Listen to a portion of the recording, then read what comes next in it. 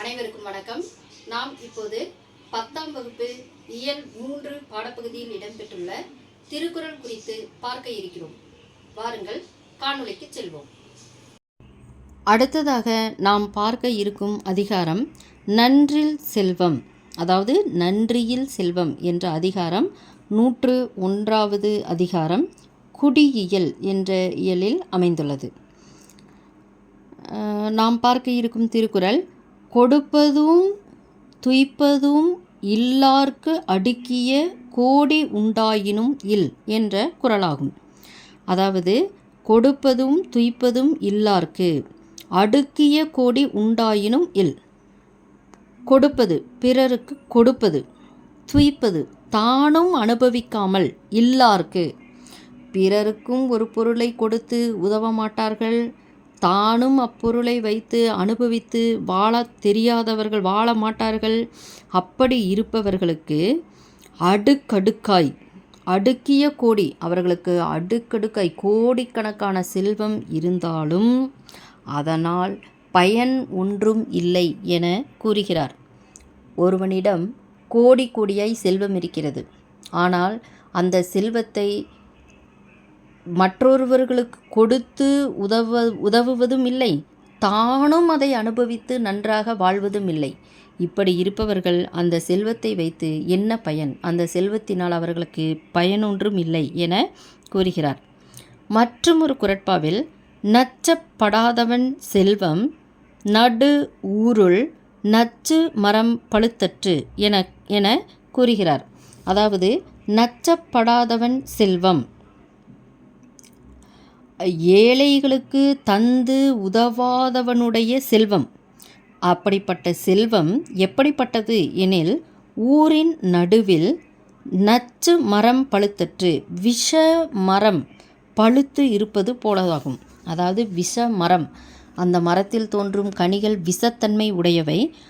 அந்த விஷத்தன்மை உடைய கனிகளை கொண்ட மரம் நடு ஊரில் பழுத்து இருந்து அதை எல்லோரும் பறித்து உண்டால் அது எப்படி எல்லோருக்கும் துன்பத்தை தருமோ அது போன்றதே ஏழைகளுக்கு தந்து உதவாதவனுடைய செல்வம் என கூறுகிறார்.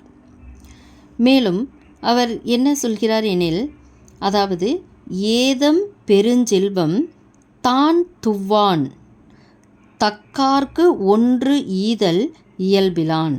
அதாவது கேட்டவருக்கும் உதவாமல், ஏதம் பெருஞ்செல்வம் தான் துவான் தானும் அனுபவிக்காமல், தக்கார்க்கு ஒன்று ஈதல் இயல்பு இலான் கேட்டவருக்கு அந்த செல்வத்தை கேட்டு பெற்று தங்களுடைய துன்பத்தை தீர்த்து கொள்வதற்காக கேட்டவர்களுக்கும் கொடுத்து உதவாமல், தானும் அனுபவிக்காமல் சொத்து சேர்த்த கஞ்சனுக்கு அந்த சொத்தே ஒரு பெரிய நோயாக சேரும் என கூறுகிறார். அதாவது நம்மிடையே நிறைய பொருள் இருக்கிறது எனில் அந்த பொருளை பிறருக்கும் கொடுத்து உதவ வேண்டும், மற்றையோருக்கும் இல்லாதோருக்கும் கொடுத்து அதன்படி நாம் வாழ வேண்டும், அவர்களையும் வாழ்வித்து நாமும் வாழ வேண்டும் என்பதற்காகவே இந்த அதிகார கருத்துக்களை கூறுகிறார். அதன் வரிசையில் வேறு மற்றொரு குறள் பார்ப்போம். எச்சமென்று என்னும் கொள்ளோ ஒருவரால் நச்சப்படாதவன். அதாவது மற்றவர்களுக்கு தந்து உதவாமல் கஞ்சப்பயல் என்று பெயர் எடுத்தவன், தனக்கு பின்னால் உலகம் என்ன சொல்லும் என எண்ணுவானோ. அதாவது யார் ஒருவர் மற்றவர்களுக்கு ஒரு சிறு அளவு கூட பொருள் தராமல் அப்படியே வைத்து கொண்டு இருக்கிறாரோ அவர்களுக்கு கஞ்சன் என்ற ஒரு பெயர் வரும். இப்படி பெயர் வந்தவன், பெயர் எடுத்தவன் தன்னை உலகம் பின்னாளில் எவ்வாறு சொல்லும் என கண்டிப்பாக எண்ணியே பார்க்க மாட்டான். அவ்வாறு எண்ணி பார்ப்பவனாய் இருந்தால் அவன் இருக்கும் பொழுதே எல்லோருக்கும் உதவிகளை செய்திருப்பான் என இந்த அதிகார கருத்துக்களை நமக்கு திருவள்ளுவர் மிக அற்புதமாக கூறுகிறார்.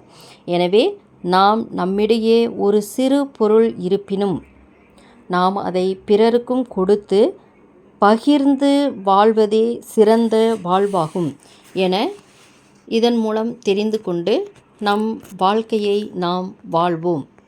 இதற்காகவே இந்த அதிகார கருத்துக்கள் கூறப்பட்டுள்ளது. நன்றி.